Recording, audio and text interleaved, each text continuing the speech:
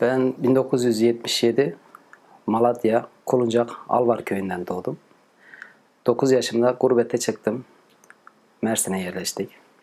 Mersin'de bu işe çırak olarak, daha doğrusu okula başladım. Okuldan sonra beni otoelektriğe gönderirlerdi. Ama ben otoelektriğe gitmezdim. Gitti gözükürdüm. Sazcının yanına giderdim. Orada çıraklık, oralara giderdim, süpürürdüm. Çünkü benimseyerek gidiyordum. Ta o zamanlarda sazı çok seviyordum. Dayımın çok etkisi var benim. Mehmet dayımın. Potey dayı deriz daha doğrusu.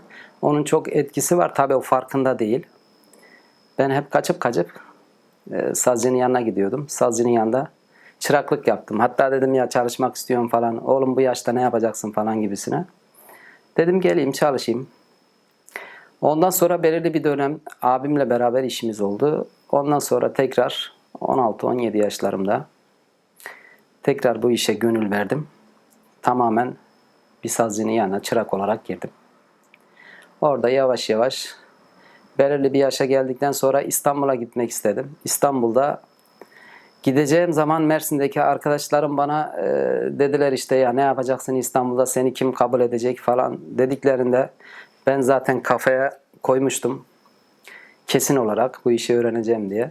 Gittim İstanbul Kartal'da, hani usta çırak ilişkisi diyorlar ama Süleyman Arslan'ın yanına gittim. Ustam dedim çırak lazım mı sana dediğimde ustam bana dedi nerede çalıştın falan sordu. Ondan sonra bana dedi sazın telini takabilir misin dedi. Aldım sazın telini taktım. Yarın gel işe başla dedi.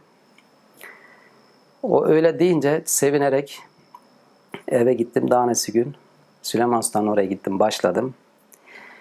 Hatta bugün 2021, bugüne geldiysem Süleyman Aslan'ın sayesinde geldim.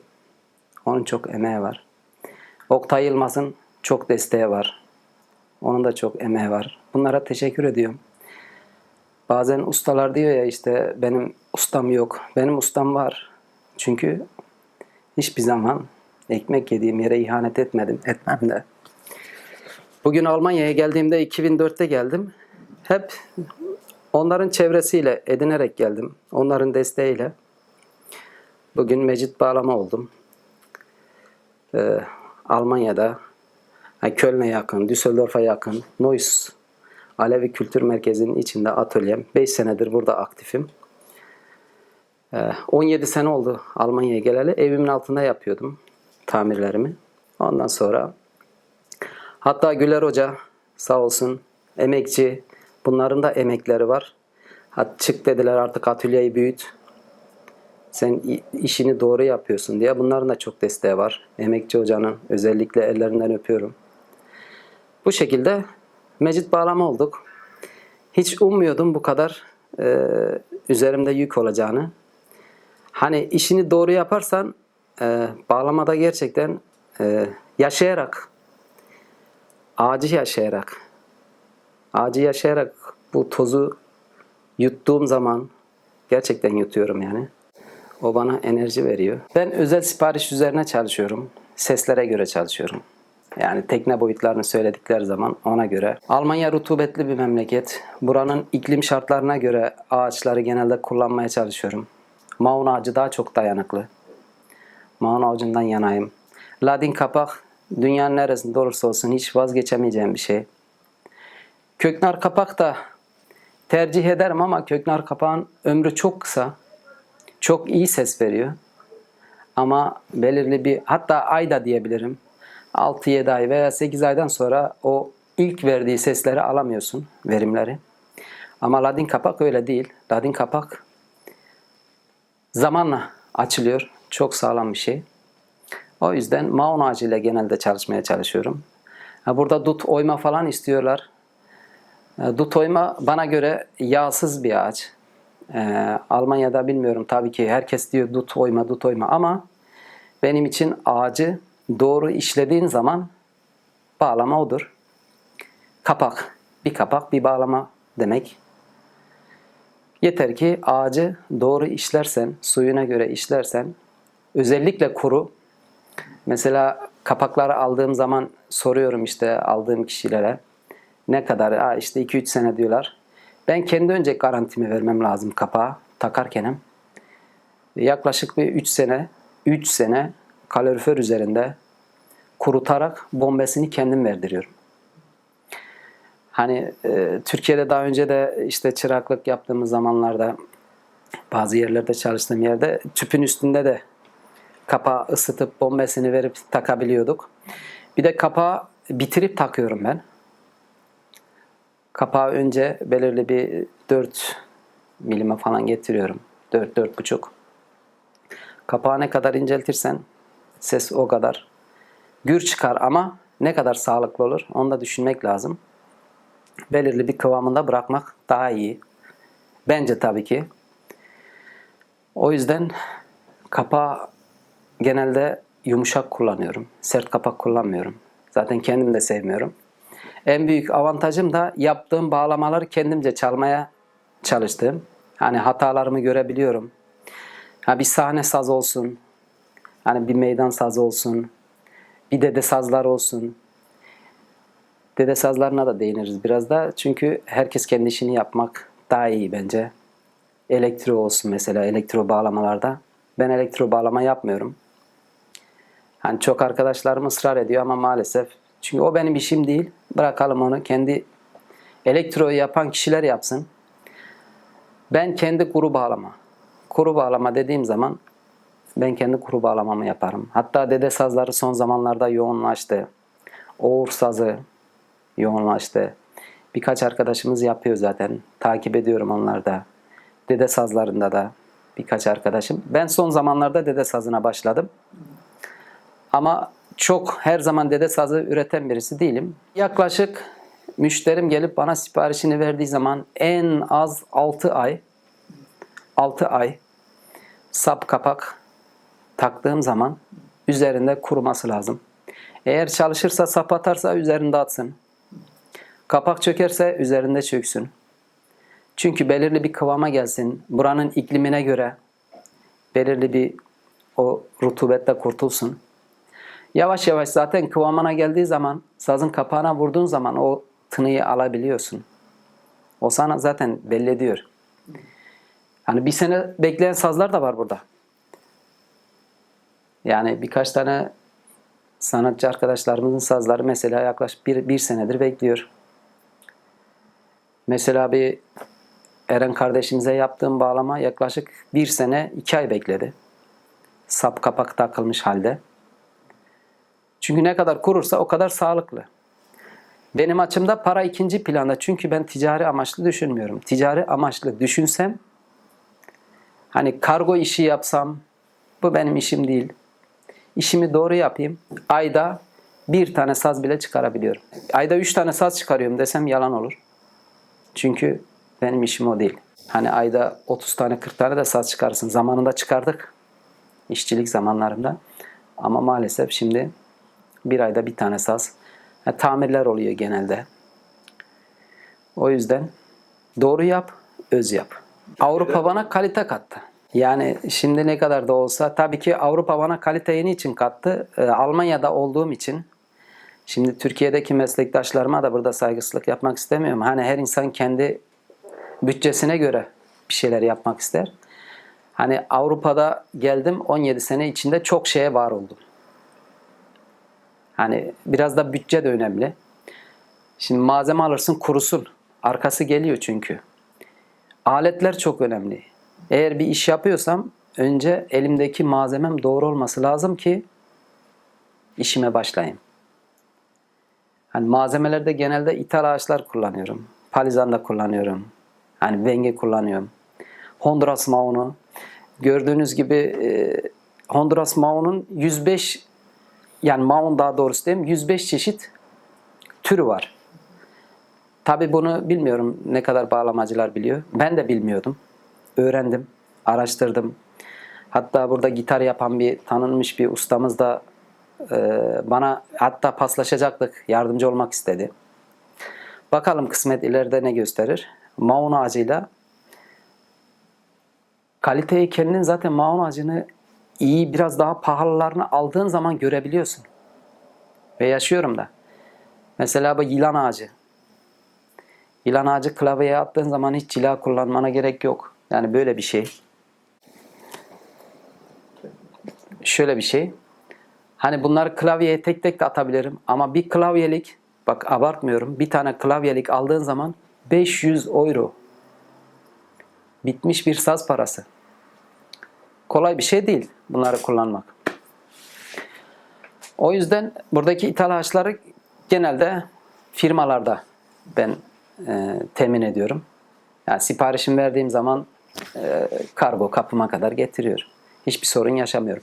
Teknelerimi Türkiye'den getirtiyorum. Hatta öğrenci sazları isteyen bazen sevdiklerimiz oluyor. Öğrenci sazları demeyeyim de kaliteye göre öğrenci sazı diye bir şey yok. Herkes çıkartmış ama öğrenci sazı. Ucuz, kalitesine göre. Yani bir ayakkabı nasıl kalitesine göre alabiliyorsan saz da o şekildir benim için. O yüzden ithal ağaçları hep burada rahatlıkla bulabiliyorum. Hatta Türkiye'de birkaç kişiye gönderiyorum da zamanla paslaşabiliyoruz. İsterim ki bağlama yapan tüm dostlarımız, meslektaşlarım, abilerim, kardeşlerim birbirimizle diyalog halinde olsak daha çok güzel olur. Bugünümüzde hiç birbirimizi çekemiyoruz. Bu güzel bir şey değil. Yaptığımız enstrümana bence saygısızlık. Ben bunu görüyorum. 17 senedir de 3-4 tane usta hariç kimseyle fazla diyalogum yok. Çünkü diyalog kursak yani ne kadar barınabiliyoruz karşılıklı. Ya daha doğrusu canım acıyor diyebilirim. Ben Avrupa'dayım ama geçen sene işte koronadan önce dernek kuruldu. Enstrüman yapım derneğimiz kuruldu. Hatta ben de üyeyim. Kanada sediri çok yumuşak.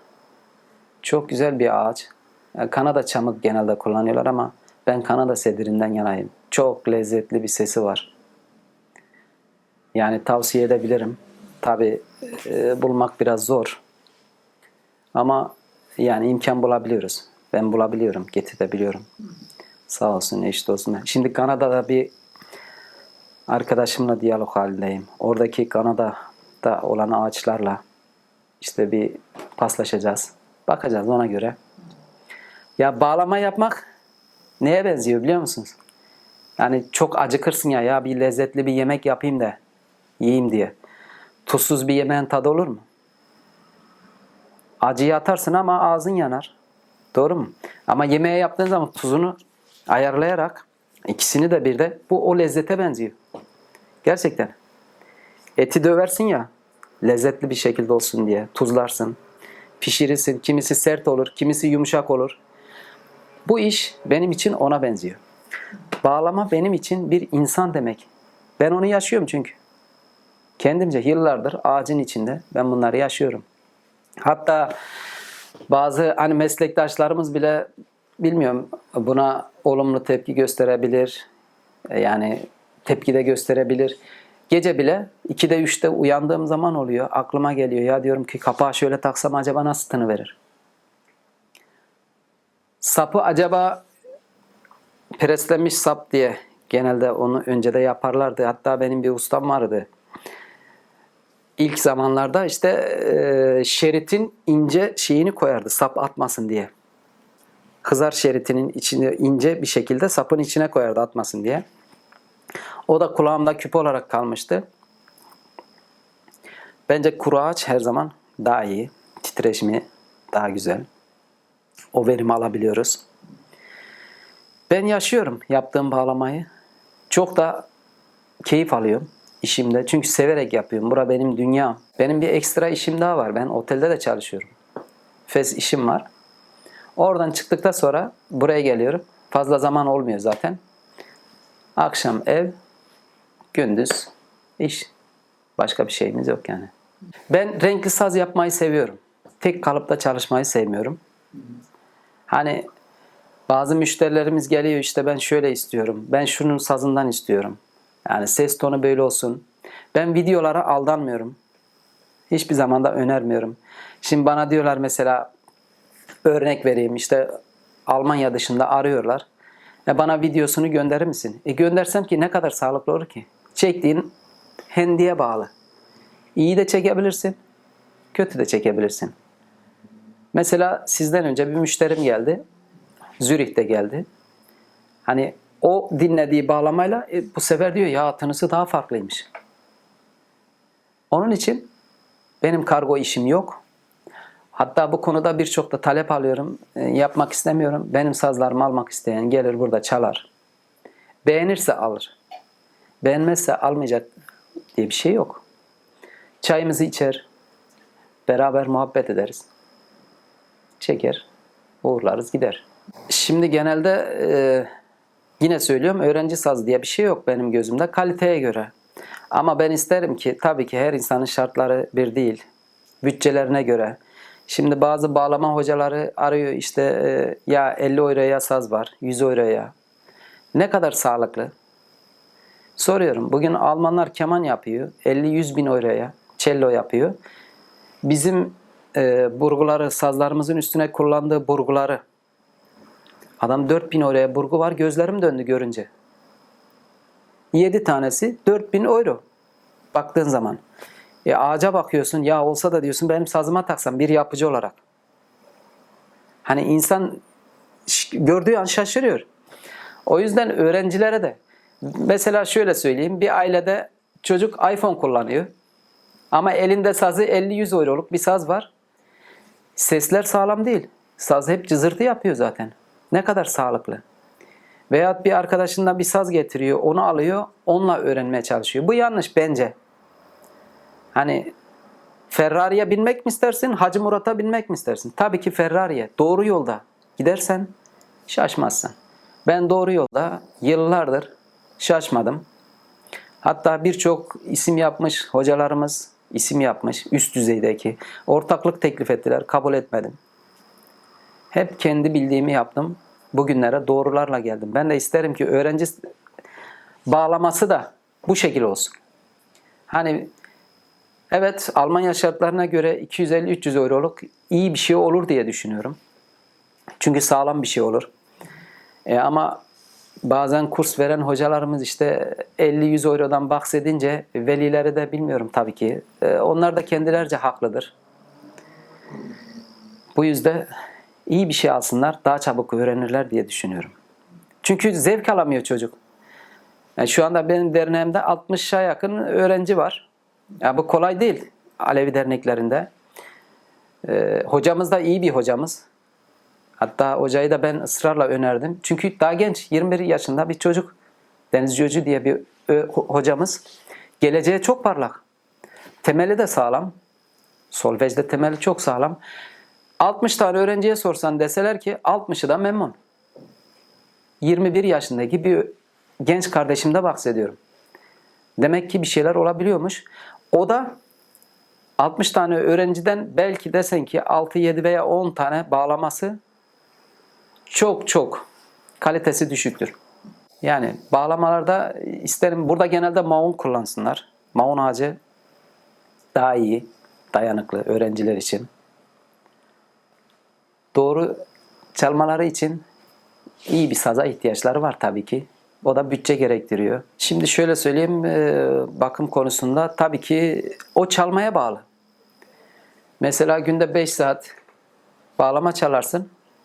Piramit tel takarsın. Piramit tel çok iyi ses veren, çabuk paslanan bir tel. Paslanmaz tel dediğimiz, mesela Türkiye'den getirdim.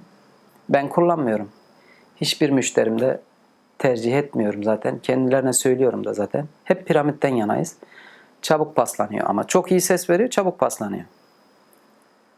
Piramit de bir isim aslında. Yani bandrol alıp yapıştırıyorlar. Ve Türkiye'deki gelen de taksan paslanmaz tel 2 sene de kullan. Hiçbir sorun yok. Ama mat bir sesi var. O tadı alabiliyor musun? Alamıyorsun. Çok sıcakta değil. Çok soğukta da değil. Normal. Normal şartlarda evde. Hani dik tutsunlar daha iyi. Bağlama yatmasın. Hatta son zamanlarda 3-5 tane gördüm. Bağlamanın sapı dönmüş. Gördüm.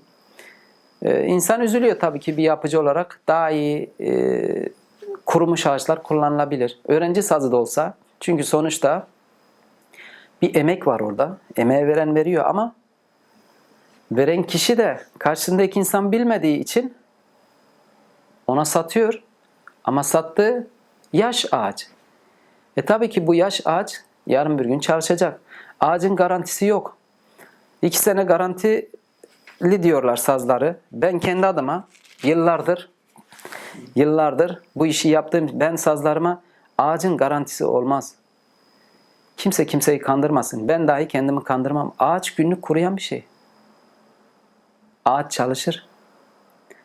Şimdi bir kurumuş ağacı buradan çıkar, götür şurada dışarı koy. Ağaç çalışır ister istemez. Onun için ağaç çok kuru olması lazım. Kapak özellikle. Şimdi ben kapağı bitirip takıyorum ama mesela bir kapak değişimi bir saz geliyor. Kapak değişimi saz 4 ayda veriyorum. Bir hafta kapağı açıyorum. Bir hafta kuruyor. Onun kapağını ayarlıyorum. Taktığım zaman 3 ay kuruyor üstünde. Tam kıvama gelsin, kurusun ona göre. Kendimce yapabileceğim bir şeyler var ama maalesef tek çalışıyorum. Biraz da titizim. Hani o yaptığım işi hep kendim yapmak istiyorum. Çünkü evet çırak usta ilişkisi ama bir yere kadar, ondan sonra ona veremiyorum. Çünkü ben kendim elden geçirmek zorundayım. Ha, tel perde işi olabilir. Son perdesine dahi ben el atmak istiyorum. Çünkü o saz benim atölyemde çıkıyor. İsterse tamir olarak gelsin. Onun bakımını yapayım. Onun perdesini bağlayayım. Başkasının sazı olabilir. Saygı duyarım. Ama en son benim burada çıkıyor. O seslere göre ayarlamam lazım. Dikkat etmem lazım. Yani işini doğru yapmak istiyorum. Önce şunu söyleyeyim. Biraz önce yani dediniz ya kendi tasarımınızda var mı? Evet bir tane var. Yaklaşık 2,5 senedir uğraşıyorum. 3 kafesli. Mesela 42'lik denedim. Fa, sol, la. Uzun sapları kısa da birleştirdim. Tabii ki tel kalınlığıyla. Onun denemesi içindeyim. Hatta oturttum da sistemi. Çünkü bir 42'lik sazı fa akortla çalıp okuyabilirsin. Sol, la. La da çekebilirsin. Hafif biraz sert olur ama fa, sol uzun saptaki onu buldum. Yani tel boyuna göre. Daha şu anda fazla şey yapmadım ama 2-2,5 senedir uğraşıyorum. Onu yaptım ama diğer şeye de gelince kuru bağlama. Ben kuru bağlamadan yanayım. Hani birçok arkadaşlarımız ya elektro yapar mısın bana diye, hatta müşterilerim de var bunların içinde. Elektro benim işim değil. Bırakalım elektroyu o ustamız yapsın, yapan kişi. Zaten gözümde yani benim kendi bildiğim olarak araştırdığım zaman Türkiye'de diyorum bak. İsterse Avrupa'da olsun, Türkiye genelinde 2 tane elektro yapan bağlama ustası var benim gözümde. Kuru bağlama, o yüzden benim tarzım uzun, kısa, divan hiç fark etmez. Yine diyorum yani aşçılık da olduğu için bende yaptığım yemeğin lezzetine benziyor. Onu alabiliyorum yani, onu tadabiliyorum. Zevkle yapıyorum. Yaptığım bağlamayı önce kendim çalıyorum. Ondan zevk alıyorsam müşterimi çağırıyorum. Siparişi veren kişiyi. Ki ben beğendim, sen beğenir misin? Beğenmezsen sana yenisini yaparım.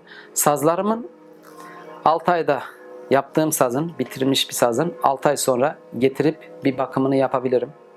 Bir gözden geçirebilirim. Olabilir. Hata da olabilir. Hani perdelerine falan bir bakabiliriz. Belki kapak da oynayabilir. Şimdi doğruya doğru diyeceksin. Yani işini çünkü doğru yapıyorsun ama hani bugün atölyede çıktı bir saz. Bitmiş bir sazı götürüp de ya bu müşteri okey sazını aldı gitti. Onun parasını aldık. Para ikinci planda. Ama önce işimi doğru yapmak zorundayım. İçimde rahat edecek ki ona verdiğim bağlama gözüm arkada kalmasın. Zaten giden telefonu açıp teşekkürünü ediyor ama belirli bir zamandan sonra. Mesela son teslim ettiğim saz 2,5 ay bir sanatçı bir kardeşimiz. Hatta tanınmış da. Kendisine sordum. Bağlamada memnun musun? Hatta mesajını bile okutabilirim sana sonra. Görebilirsin. Ben işte bunlar da bana hani dedim ya yemekteki lezzeti veriyor. Onun için kendimi daha da çok hiçbir zaman ustayım demedim. Demem de elimden geldiği kadar halen daha bir şeyler yapmaya çalışıyorum. Hatta ustamla paslaşıyorum bile. Ona soruyorum. Daha soracağım çok şey var. O işini de bırakmasın bu arada. Gitara döndü ama Süleyman Ustama da çok sorduğum şeyler var. Oktay'da çok fikir aldığım şeyler var. Yani onun ikisi bana yetiyor zaten. Konservatardaki arkadaşlarımız isterim.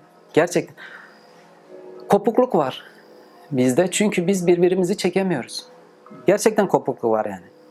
Hani bugün o usta öyle yapıyor, bu usta böyle yapıyor, ben şöyle yapıyorum, siz böyle yapıyorsunuz. Aslında hep beraber bir olsak bu enstrümanımız daha da çok iyi bir yerlere gelir diye düşünüyorum. Ama maalesef bir iletişim kopukluğumuz var zaten. Ben isterim ki çok yetişsin çünkü gençler hep yetişsin ya. Hani bugün diyorum burada eğer benim de biraz bilgim veya bir şeyim varsa, desteğim olursa ben çekinmem. Arasınlar beni. Hatta birçok kişi arıyor zaten. Soruyorlar da malzeme konusunda olsun, ağaç konusunda olsun, yardım edebileceğin bir şey var mı diye soranlar da var. Ben oluyorum. Hatta isim vermeyeyim bir genç bir kardeşimiz Instagram'da görmüştüm. Bir şey yapmıştı. Bir şeye ihtiyacı varmış. Hiç talepsiz ben buradayım ama İstanbul'da gereken şeyi yaptık. Yaptırdım daha doğrusu. Hiç bir şeyde bir karşılık beklemeden. Çünkü yapsın. Niye yapmasın? O da yapsın. Onun gibileri gelsin. Ben isterim ki benim oğlum da yapsın. Yetişsin ama maalesef oğlumun içinde yok. Kızım galiba yapacak herhalde. Kızım bu işi çok seviyor. İnşallah o yapar. İsterim çünkü çok seviyorum. İşimi çok seviyorum. Yaptığım işimi belki biraz abartı olacak ama gerçekten canımdan çok seviyorum. Seviyoruz ne yapalım? Ağaç bu iş. Tozunu yuttukça daha çok herhalde ilham veriyor. O yüzden hem çalıp söylüyorum. O da bana bir destek oluyor. Burayı açalı işte 5. sene Eren Turan kardeşimizle sağ olsun. Buraya geldiğinde şimdi bağlamalar aldı çalıyor tabii ki. Onu alıyor çalıyor. Tabii ben de ister istemez hoşlanıyorum çaldığı şeyde. Sonra ben ona şunu sordum. Erenciğim dedim bak ben eleştiriye açık bir insanım. Zaten siz çalıyorsunuz biz yapıyoruz ama yaptığım bağlamaları hatalarımı söylemezsen bu güzel değil dedim. Tamam abi dedi. Vallahi de billahi de dedi söyleyeceğim dedi. Burada ne kadar saz varsa aldı hepsini de bir kendisi de testten geçirdi. Eren dedim hani söylemiyorsun. Vallahi abi söyleyeceğim ama dedi hata bulamıyorum ki dedi. Vardır dedim illaki bir yerinde hata olmaz olur mu? Yok abi dedi vallahi de billahi de yok dedi. Eyvallah dedim. Çok sevindim. Bir Adem Arslan Doğan hocamız geldiğinde hatta ilk buraya geldiğinde işte bizim Ali arkadaşımız da gelmişti. Ali Asker Arduş'la. Oturduk burada masada oturuyoruz. O da hoca da bir o zaman 33 mü 34'lük bir tekne kısa sazımız vardı. Ben lavaboya gittiğimde bizim Ali'ye sordum. Ya demiş bu sazları bu genç çocuk mu yapıyor? Diye. Geldim. Ya dedi sen nasıl bir insansın dedi. Dedim yani gördüğün gibi elimizden geldiği kadar yapmaya çalışıyoruz. Kendisinde bir siparişi var zaten. İşte Muharrem hocamızın bende siparişi var. Divani Baba geldi. Kendisi seçti teknelerin içinde bir dede sazı yapıyoruz. Hatta işte şurada olması lazım. Elimizden geldiği kadar. Yusuf Ali'nin çıkacak. Biraz beklesin Yusuf Ali. Böyle birçok sanatçı arkadaşlarımız arıyor. Hatta Kenan Kenan Çallı sağ olsun çok destek veriyor orada. Çünkü 20 senelik bir bağlamam var onda. Halen hatta geçenlerde medyada da söylemişti. Sadece bakıma götürüyormuş 20 senelik bir bağlamayı. Ben de çok seviniyorum tabii ki. Böyle Belçika, Hollanda tarafında çok gelenler. Genelde Fransa tarafında. Almanya içinde bana yakın yerlerde az. Ama hep dışarılarda talepler. Siparişlerim hep oralara. Şu anda zaten doluyum. Yani sipariş almıyorum. Yaklaşık 1 sene, 1,5 sene sipariş almayacağım. Bu korona bir geçsin. Ondan sonra. Rutubetli memlekette olduğumuz için yani ister istemez Türkiye'deki gelen sazlar çalışıyor. Hani şimdi bunu söylesem birçok meslektaşlarım da zaten tepki yiyeceğimi bildiğim için, ama ben yine doğruyu söyleyeyim. Doğruyu anlayan anlar. İster istemez çalışıyor, evet. 1 aylık bir bağlama çalışır mı? Çalışmış. Bu güzel kardeşimiz de almış bana getirdi. Yani ya ağacı yaş kullanmış, iklim şartlarına göre, ya da kargoda geldiği zaman ne kadar sağlıklı geliyor. Kargoda şimdi tırla mı geliyor? Kargo ne kadar? Hep dışarıda getiriyor çünkü bu. Paket içinde. Evet, sağlam gelebilir. Ama çok soğuk. Kışın mesela, karda kışta saz geliyor. Hani mesela araba çalışıyorsun. Arabanın arkasına sazı koyuyorsun. Gidiyorsun işe. Akşam kursa gideceksin. Bu yanlış. Araba zaten buz gibi. Saz arabanın içinde zaten bozulmuş. Farkında değilsin. Mesela uçakta giderken yukarıda hava boşluğu oluyor. Uçak giderken kalkıp iniyor. Doğru mu? Akordu komple gevşetin. Adam akortunu bırakıyor, çekiyor. Mesela bir 38'lik, 39'luk do akort çekiyor. Bağlamayı koyuyor kabine, getiriyor. Bu sağlıklı değil. Arabanın arkasına koymak sağlıklı değil. Hatta birçok müşterime soruyorum, aman arabanın arkasında kalmasın diye. Çünkü saz çabuk bozulur arabanın arkasında. Soğukta saz durur mu? Hani bazıları işte diyor soğuk iklimde de durabiliyor diyor. Ben bilmiyorum, ben uygun görmüyorum kendimce. Uygun görmüyorum onu. Soğukta saz yani biz nasıl üşüyorsak o da üşüyecek. Ağaç buz gibi olur.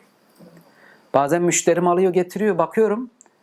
Bu diyorum arabanın arkasında mı kaldı diyorum. Evet ama bak diyorum saz buz gibi olmuş. Kendi de şaşırıyor. Ne kadar sağlıklı olabilir ki? Burada evet yani eğer tabii ki illaki buradan alacaklar diye bir şey yok.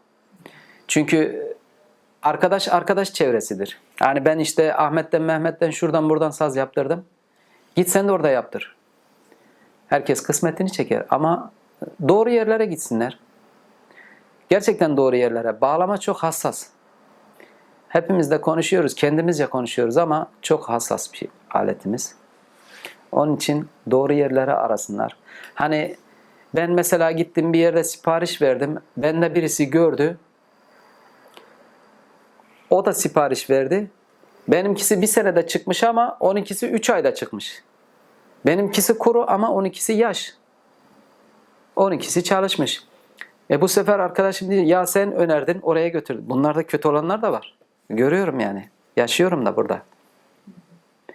Onun için hani sipariş üstüne yapan yerler, genelde sipariş üstüne yapan yerler daha sağlıklı yapıyorlar. Üretimi çok olan yerler düşünün. Yani işçi çalıştırıyorsun mecbur.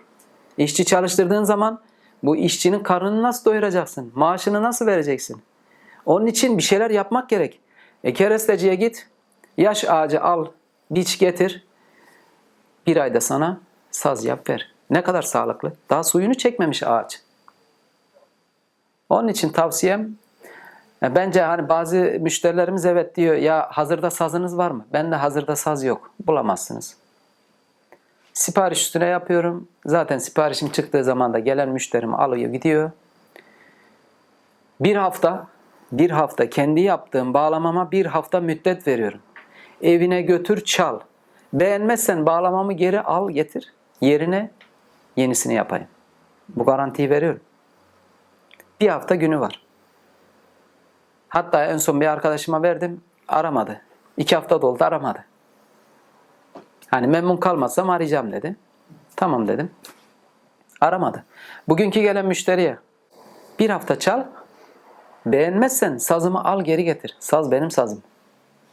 Ha, başka yere götürmene gerek yok. Bana geri getir. İstediğin şekilde yine sazımı yapayım. Bir de benim yaptığım bağlamalarda eğer benim içime sinmiyorsa ben onu sana vermem. Çünkü ben onda lezzet alamıyorum. Sen nasıl alacaksın? Bir yapıcı olarak belki sen anlamayabilirsin. Yine öğreniyorsun örnek. Bağlamayı bilmiyorsun. Güvenmişsin, gelmişsin. 2 kuruş için ben seni kandıracağım. Öyle bir şey yok. Bende yok. Ben önce kendi kişiliğimin garantisini vermem lazım ki sana yaptığım iş o zaman belli olsun. Yani bağlama çalan dostlara da benim uyarım böyle. Başka da diyecek bir şeyim yok. Bol bol bağlama çalsınlar yani. Ama doğru yerde alsınlar. Özellikle acele ederlerse hep yanılırlar. Çünkü yapan insan bir an evvel yapıp paramı almak istiyorum diyor. Bana gelen insan bana parasını vermesin. Sadece sipariş üzerine bir kaporasını bırakır. Bittiği zaman gelsin. Ben istemez miyim buradaki bağlamaların hepsini satayım da paramı kazanayım? Doğru mu? Para ikinci planda.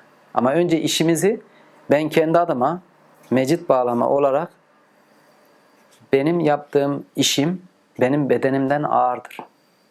Ben bunu yaşıyorum zaten. Çünkü üzerimde yük var. Önce doğruluk. Biz atamızda böyle öğrendik, babamızda.